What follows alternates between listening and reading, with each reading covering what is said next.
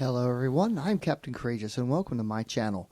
Normally I do RPG retro reviews on old school modules and games, primarily related to Dungeons and Dragons, but I also have done a series of how-to videos, such as my How to Play Dungeons and Dragons series, how to set up an LCD projector for use with RPGs, and so on. What I'd like to do is add a regular crafting series to my channel on how to build using Hirst Arts molds. If the response is positive, I will make it a regular part of the channel. To get things started, as my first video in this series, I thought I would talk about exactly what Hirst Arts molds are, how they are used, what your building options are, and the building scheme I use to build my own dungeon tiles. First, let's talk about what Hirst Arts is.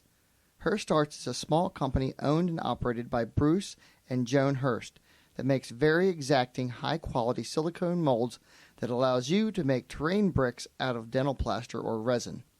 You can use these bricks to make a large number of medieval-style buildings, such as castles, Gothic cathedrals, and so on. In addition, a lot of people use these things to make dungeon tiles for their own fantasy RPGs. It's that aspect of the molds that we will be discussing. What sets Hirst Arts apart from just about anything on the market is the high quality piece the molds allow you to produce. Their very exacting size allows you to build with precision, and the large variety of molds available allow for an almost endless combination and variety of pieces. Using these mold sets, the only limit to your building desires here is your imagination. There are Gothic sets, village sets, cavern sets, sci-fi sets, Roman sets, Egyptian sets, castle and fieldstone sets, and so on. Now, it is this last type of set that I'll be discussing primarily, and the fieldstone molds are generally associated with dungeon building. The reason for this is the large variety of molds available and the flexibility used with this particular scheme. You most definitely could use the Gothic set or the Egyptian set to build your dungeons, but the fieldstone sets allow a large variety of pieces to be made that closely resemble the style of dungeons associated with fantasy RPGs.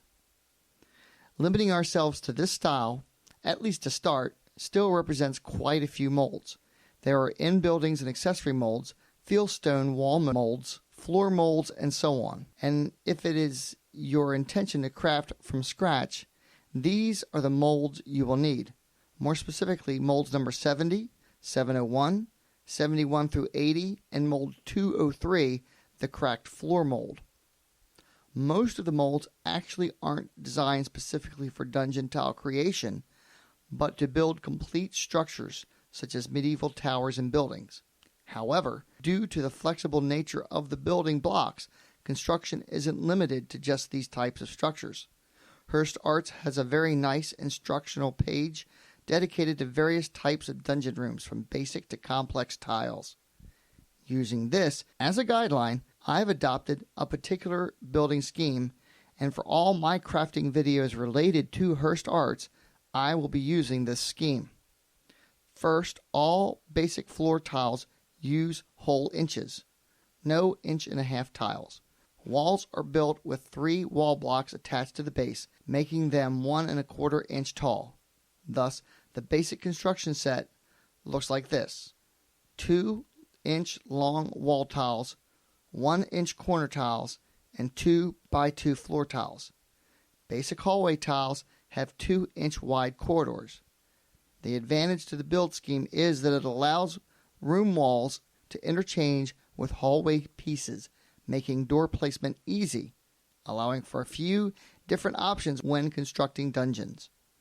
Note that wall bricks are exactly 1/2 inch wide, so you'll need to make 1/2 inch wide by 2-inch floor tiles to fill the gap between halls and rooms. You can also make a few 1.5 inch by 2-inch floor tiles as well. Whenever you physically build 3D tiles, you will have a discrepancy from drawings that don't take into account wall thickness on the graph paper versus actual construction.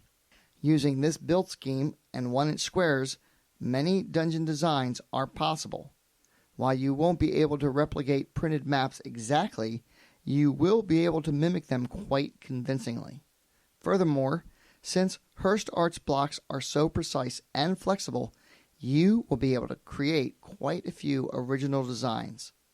Future videos in this series will explore several of my own creations, which include catacomb pieces, LED walls, diagonal walls, and many other unique pieces that will add to the decor of any well-stocked dungeon. If you are interested in getting into Hirst Arts, there are actually several ways to do this. The most basic is simply buying the molds and the plaster and getting started. If you would like to go that route, the molds are readily available at Bruce Hirst's website or on eBay. I provided a link to the official Hirst Arts store and webpage in the description. Now, there are some folks that like to use epoxy resin to cast their pieces over plaster. This creates amazingly durable pieces that won't break easily. But for me, I prefer plaster for several reasons. One, I like the texture and weight of plaster over resin. In my opinion, the resin just doesn't capture that stony texture like plaster does, and the pieces are significantly lighter with resin. I prefer the heft of the plaster. 2, it is way easier to work with the plaster pieces to make modifications than it is resin. You can saw or sand pieces with ease. In these cases, the durability of the resin is actually more of a hindrance than a help. 3, it's significantly less expensive to cast using plaster than resin. And 4, even if you do drop a piece and it does break, you can just easily glue them back together. So for all these reasons, I've gone with durable dental plaster rather than resin. Now let's talk about alternative ways you might get into 3D dungeon modeling with Hirst Arts, other than just buying the molds and making them yourself. Certainly not everyone has the time or the space available to cast the number of pieces required to even build something of any significance. In that case, you might consider purchasing sets or buying completed casts from certain molds to build the things you would like. Now, if you do a Google search or get on eBay, you'll find that there are quite a few choices available to you, and the selection can be a bit overwhelming, especially when you are trying to decide where to invest your hard-earned cash. How do you get the most bang for your buck? Get your order in a timely manner with few or no broken pieces. The first thing to know is that Bruce Hirst requires a paid license in order to sell pieces made from his molds. As I said, Hirst Arts has been around since 2004, and in that time the choices available have greatly expanded.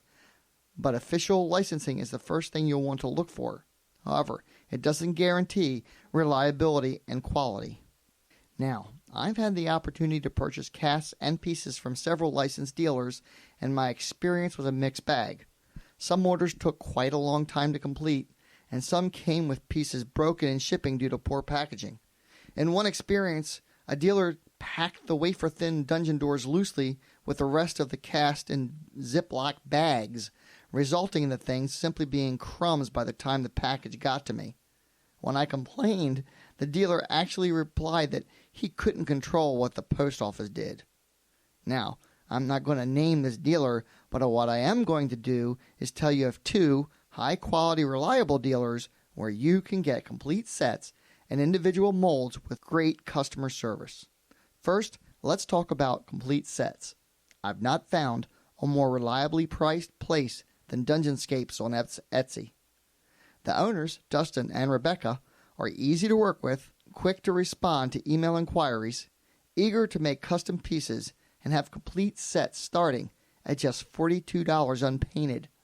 The set includes 4 2x2 squares, 1 3x3 square, 3 2x1 floor pieces, 1 3x1 floor piece, 2 1.5x2 floor pieces, 8 corner pieces, 8 2x1.5 walls, 3 3.5 walls, 3 3.5 walls, 2 3x3 hallways, 2 2x3 hallways, 1 L-shaped hallway, and 1 T-shaped hallway.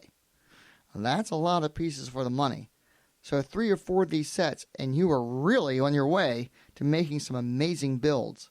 They have quite a few other add-on sets as well. More walls, more floors. Their tavern sets are just amazing. and all very reasonably priced and quality produced. When you consider the cost of molds and plaster and the amount of time saved, this is a great way to jumpstart your way into the hobby. In the future, after you have a nice base of core pieces, you can certainly purchase your own molds and go from there. Or you could just purchase precast molds in quantity. Here's how you can get just the pieces you need, and without a doubt, the best place to purchase these sets is at Castlekits.com. Really, the owner, Lane Martin, has this down to a science. The sets come amazingly quick, and the packaging is just on point. He neatly stacks your sets based on your order on hard cardboard and wraps it tightly with plastic wrap. Then, in turn, that's placed in a box with newspaper and packing cord so that no jostling during shipment occurs. I've never had a broken piece from him, and I've ordered a lot. Pieces are amazingly cheap. Most mold casts are just $2.25 plus shipping.